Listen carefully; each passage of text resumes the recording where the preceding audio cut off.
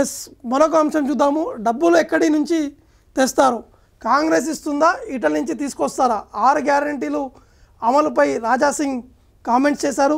Party ఆదేశిస్తే ఎంపీగా పోటీ చేస్తానని చెప్పేసి రాజాసింగ్ కూడా కామెంట్ చేయడం జరిగింది.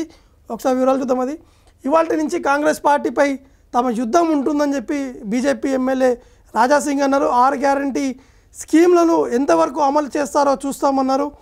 6 గ్యారంటీ స్కీమ్ అమలుకి కాంగ్రెస్ పార్టీ నుంచి డబ్బులు తెస్తారా, లేదంటే ఇటల నుంచి తీసుకొస్తారా అని చెప్పేసి రాజాసింగ్ అడుగుతున్నటువంటి సిచ్యువేషన్ నెలకొంది. ఎమ్మెల్యేగా ప్రమాణం చేసిన అనంతరం అసెంబ్లీ మీడియా పాయింట్ వద్ద విలేకరులతో రాజాసింగ్ మాట్లాడారు. 6 గ్యారంటీ స్కీమ్స్తో కాంగ్రెస్ ఎన్నికలకు వెళ్ళింది, వాటిని పబ్లిక్ కూడా నమ్మారు. ఆ 6 గ్యారంటీలు అమలు చేసే వరకు మా యుద్ధం ఉంటుంది. అక్బరుద్దీన్ ఓవైసీ ముందు ప్రమాణ స్వీకారం చేయమని చెప్పాం, కొత్తగా స్పీకర్ ముందు ప్రమాణం చేస్తామని చెప్పామని చెప్పి రాజాసింగ్ కూడా చెప్పడం జరిగింది. పార్టీ ఆదేశిస్తే ఎంపీగా పోటీ చేస్తామని చెప్పేసి కూడా వారు చెప్పడం జరిగింది. ఎందుకంటే ముఖ్యంగా మనం చూడొచ్చు, ఇక్కడ బీజేపీ పార్టీకి సంబంధించినటువంటి ఎమ్మెల్యేలందరూ కూడా ఈరోజు ప్రమాణ స్వీకారం కూడా చేయడం జరిగింది. దాని తర్వాత మీడియాతో కూడా మాట్లాడారు. ముఖ్యంగా కాంగ్రెస్ పార్టీ 6 గ్యారంటీ అవి ప్రజల్లోకి తీసుకెళ్లారు. ఎందుకంటే కర్ణాటకలో 5 గ్యారంటీని తీసుకొచ్చాం, అక్కడ ఇంప్లిమెంట్ చేసాం, కాబట్టి తెలంగాణలో కూడా అదేవిధంగా అభివృద్ధి చేస్తామని చెప్పేసి కాంగ్రెస్ పార్టీ ఈ అన్ని 6 గ్యారంటీల అంశాలతోటి ప్రజల ముందు కూడా వెళ్ళడం జరిగింది.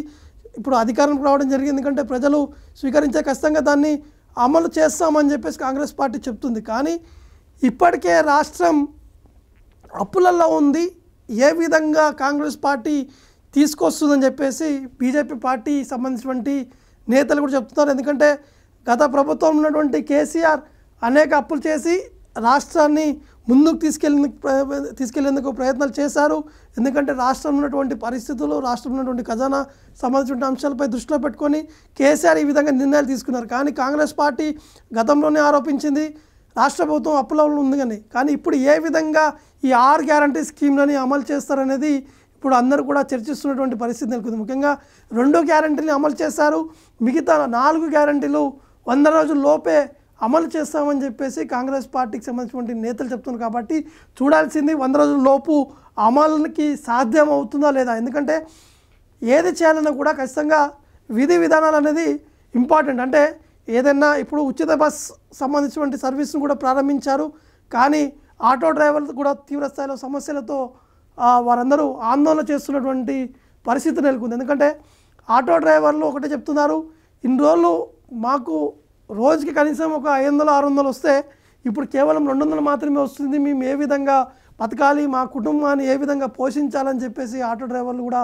పెద్ద ఎత్తున తెలంగాణ వ్యాప్తంగా ఆందోళన చేసినటువంటి సిచ్యువేషన్ కూడా నెలకొంది. కాబట్టి ఇదే అంశాన్ని కాంగ్రెస్ పార్టీపై బీఆర్ఎస్తో పాటు బీజేపీ పార్టీకి సంబంధించిన నేతలు తీవ్రస్థాయిలో విమర్శలు కూడా వ్యక్తం చేస్తున్నారు.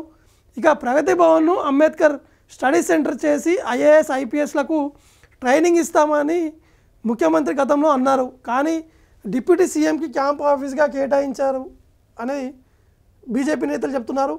రైతు బంధు మళ్ళీ పాత పద్ధతిలోనే ఇస్తున్నారు, కాంగ్రెస్ పార్టీ మేనిఫెస్టో విస్మరించిందని చెప్పేసి బీజేపీ నేతలు తీవ్రస్థాయిలో విమర్శలు కూడా వ్యక్తం చేస్తున్నారు.